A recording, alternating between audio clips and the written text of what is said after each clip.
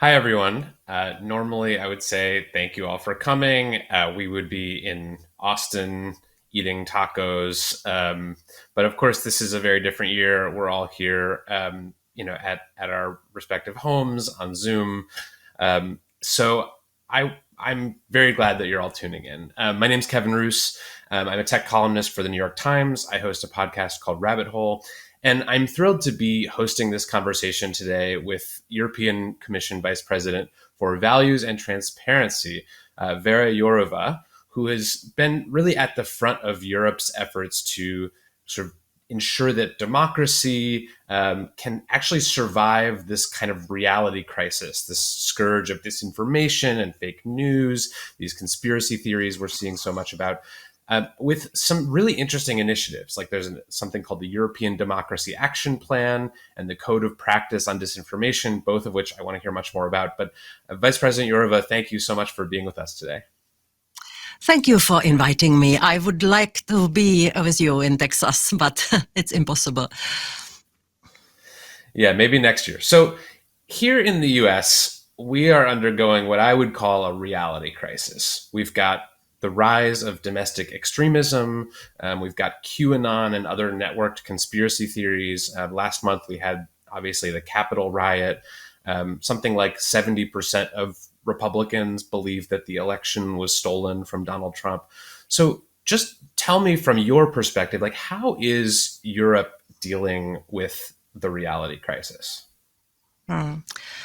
Welcome in Europe, because we have very similar challenges and similar situation. Indeed, we didn't have any attack on Capitol, but we also have a lot of people in Europe who believe those conspiracy theories and who are prone to believe all the fake news and disinformation wherever it comes from.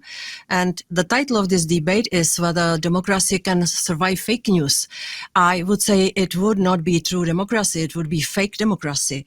And I think in democratic society, we cannot resign on the truth. So this is our leading principle. I am responsible for values. And for me, one of the basic values is the truth, which is based on facts. The facts belong to everybody. They are objective, they are proven, there is an evidence, and then we have opinions which belong to each individual. And it's our leading principle, how we look also at digital sphere and how we want to or the principle which we take as the building block for everything we do in our regulation also. And I want to ask you about this code of practice on disinformation, this thing that I think is 2 years old at this point, or 2, maybe 3 years old. Can you just tell us more about that and what it is and who's participating? The code of practice, indeed, it's several years. We have the biggest tech, including TikTok, which joined last year. That's the voluntary agreement. The big tech, several companies subscribed to it, and the commitment is, or the plan is, that they are increasing fact-checking. They are not removing any content, but they are trying to add the facts and enable the space for the facts and for the truth, if you like, and diminish the impact of fake news and disinformation. Also, part of this story is, or of the code is, that there is the intention to cut the disinformation of the money, or make it more expensive to produce and distribute disinformation. There are a lot of other actions connected with the collection of data and cooperation with the researchers, cooperation with the journalists, and as I said, with the fact checkers who have access to objective facts.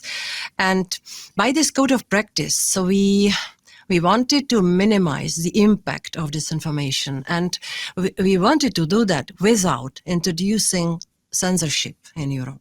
This is not my plan. This was never the intention to remove the opinions or the information which might be harmful but which are not illegal. And when you look into our democracy action plan, I really tried to come with the definition. What is the disinformation which is harmful? and which requires some reaction. And it's not just some rumor or fake news. It's something which has been produced intentionally by the actors who work in coordinated manner, who have clear targets, and who want to achieve something wrong for the society, and who are producing this information which have the potential to do real harm to the health, to security, to stability of the society, to democracy. So we have defined that, and we are now working on upgrading this code of practice, because before our new legislation, which we adopted in December, before the legislation will come into force, we need to continue this kind of cooperation with the big tech on the basis of their self-regulatory positioning. And one thing that we often hear here in the States is that these efforts to combat disinformation by the platforms amount to censorship, as you said, that anything that Facebook or Twitter does to deplatform people, to put labels on some of their posts, to fact check, that these amount to a kind of war on conservative speech. It's usually coming from conservatives here. So what kind of pushback have you gotten in Europe on this kind of effort? And how would you recommend that American politicians sort of thread that needle between doing something about disinformation, trying to increase the cost and reduce the rewards for it, but also not veering into what we would consider in America like First Amendment protected speech? I want to say that labeling is okay for us, removing not. Yeah, so that's clearly described what also we have in our plan and what we want from the platforms. Speaking about the United States, I am really appalled by the development in recent years. Because when we came in 2016 with the Code of Conduct Against Hate Speech, which is illegal content, we have to differentiate between hate speech, terrorism, extremism, child pornography, which is illegal content, which in our view has to be removed because it is prohibited content, and there is no reason why to take action against such content in offline world and not in online. So that's our position towards the illegal content. And when I came with the code of conduct against hate speech, I was many times lectured in the United States that we are introducing censorship in Europe. I will not name and shame, but many official figures gave me lectures about the First Amendment of the Constitution. And I always said, fair enough, you have a different history. In Europe, we have millions of victims of the last wars. And the wars in the previous century, they started by words. And we have to be much more careful, and we must not be passive when we see in public places that there is again there are messages which ask for sending some people to gas chambers. Well, we cannot tolerate that, and it's prohibited by the law. So, but coming back to America, I recognize the difference, and in Europe, I explained we have to go maybe further. And then suddenly I saw President Trump being switched off, first by the TV stations and then by Twitter and Facebook. And I think that America has gone a big distance since I was first lectured there. And of course... Did you think that was the right decision? You mean to switch off the president who was inciting for violence? Yeah, from Facebook and Twitter. I think they could not do. I think they could not act otherwise. I think that if you do not want to be accomplice for the inciting of the violent attacks, you have to do something. So they could not decide otherwise, and they could not be passive. But what is shocking, the mere fact and the moment of truth, who can switch off whom.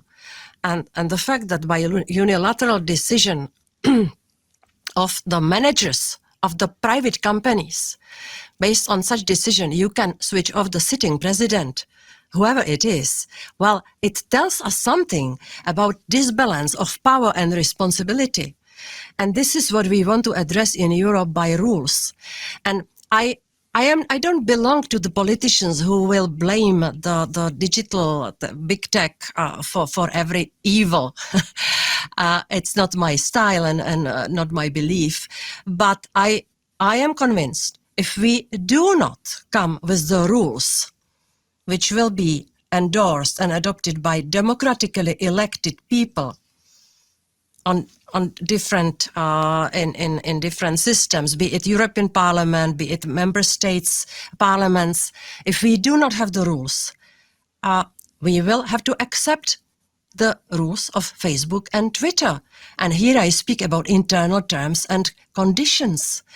And I don't believe we should live in such system. This is impossible. This is not sustainable. Mm-hmm.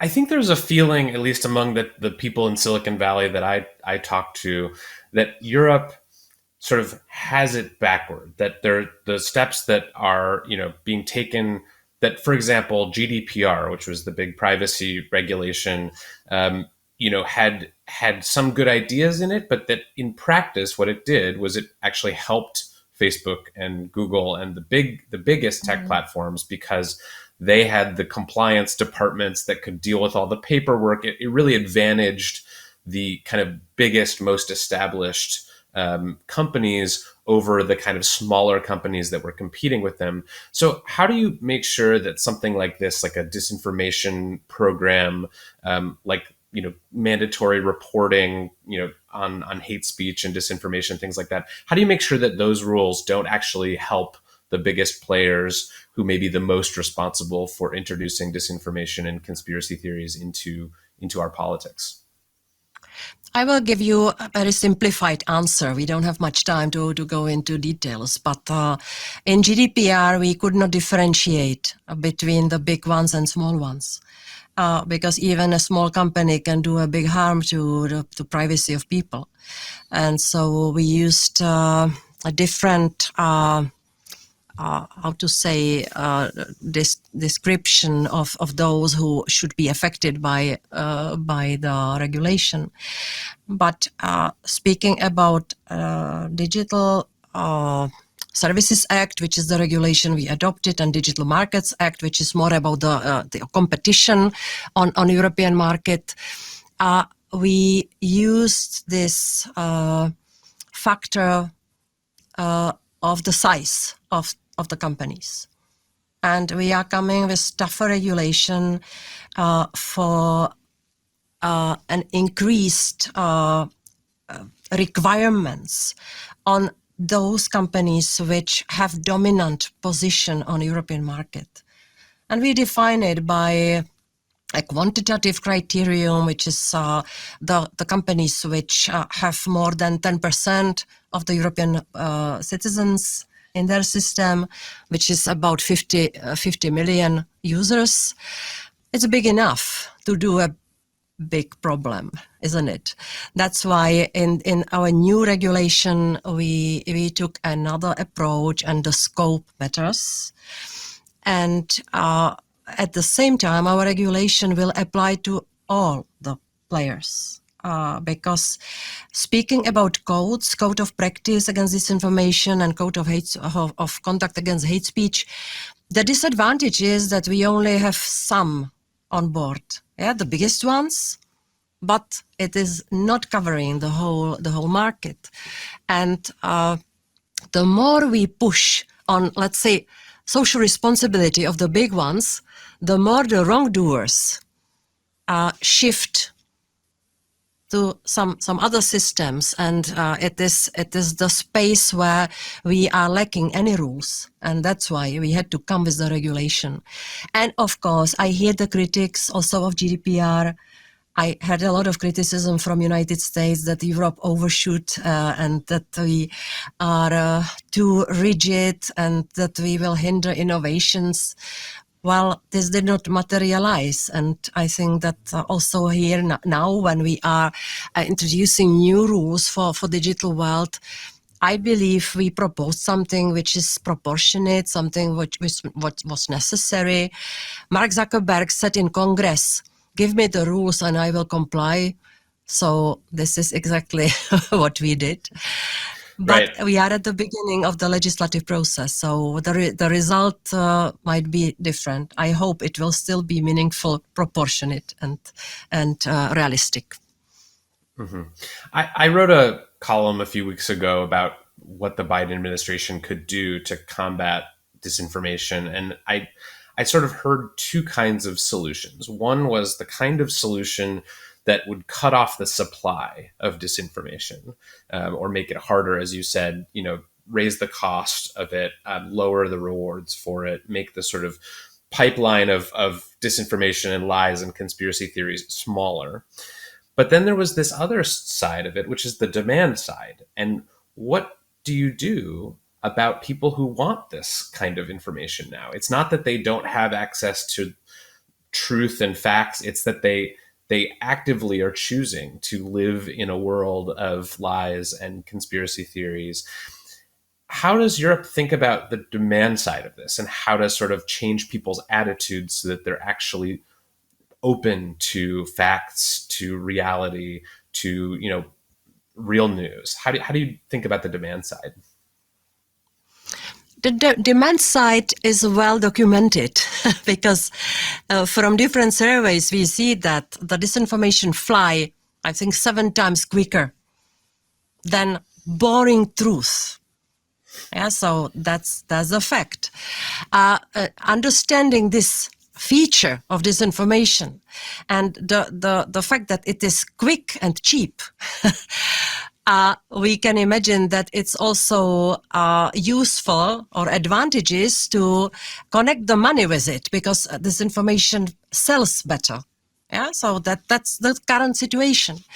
And so also in our toolbox, we have, and in our proposals, we have the principle, let's cut them off money.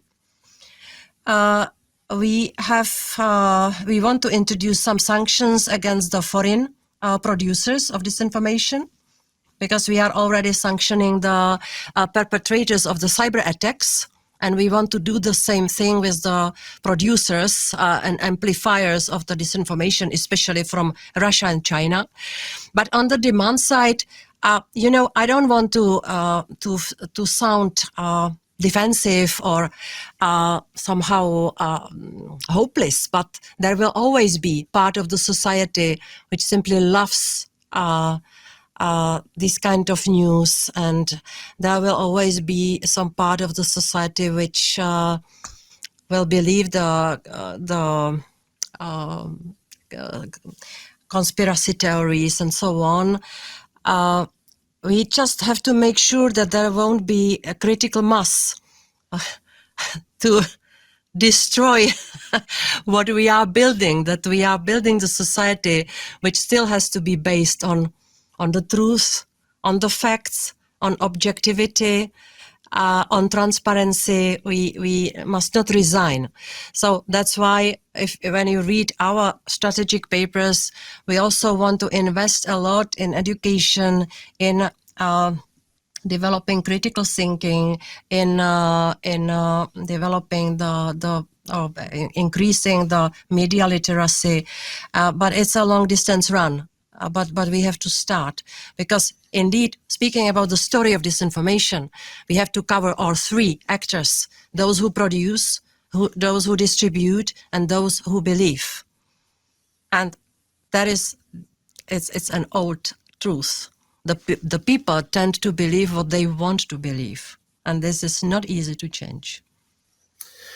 Right. I'm curious, you mentioned media literacy, and that's often a solution that is suggested in the States as well, that if students are taught to recognize, this is a real news site, this is not a real news site, that will sort of help inoculate us against fake news.